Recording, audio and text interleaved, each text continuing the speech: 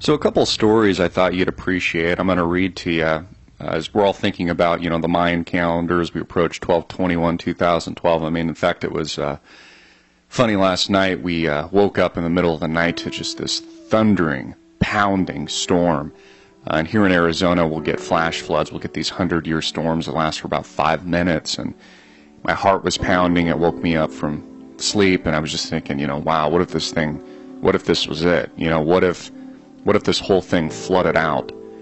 And so this brings us to our story. There's a Dutchman that launches a life-sized replica of Noah's Ark. And I'm going to show you some pretty amazing pictures of this.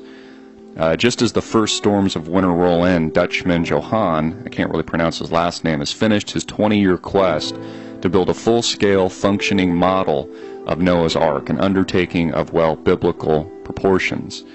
He's a Christian. He used the book of Genesis as an inspiration, following the instructions God gives Noah down to the very last word. So he translated the modern measurements, and he came up with a vessel that works out to a whopping 427 feet long, 95 feet across, and 75 feet high.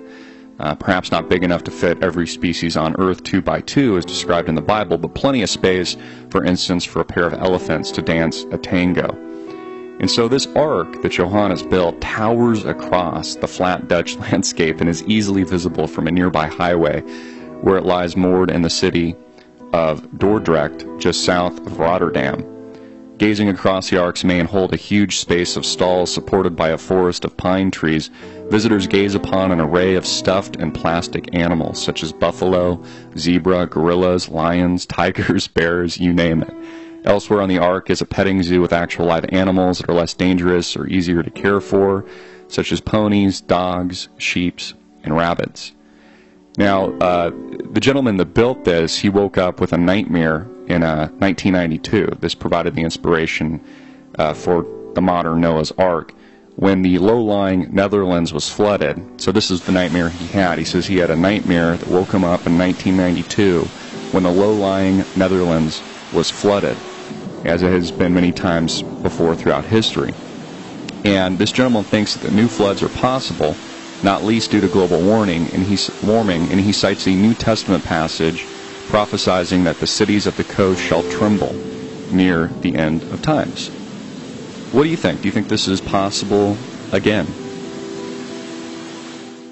And then there was another article here, and I saw this replicated across the internet, another type of Noah's Ark coping with the end of the world. And a farmer out of China has built these spherical transport systems that seat up to about, I believe, 30 people in seat belts, and will act like a ping pong ball if we're flooded out, if there's an end-of-the-world type scenario. And he dumped his entire life savings into these. I think I read it costs like $48,000 or something a sphere. And I was reading questions and comments like, hey, what would we do with human waste? Are they equipped with food? I guess with these articles today, I just want us to think about the gravity of what would happen if we actually had a pole shift, if there actually was a planetary event, if another comet, like it did with the dinosaurs, hit the Yucatan Peninsula or another part of our planet. What would that look like?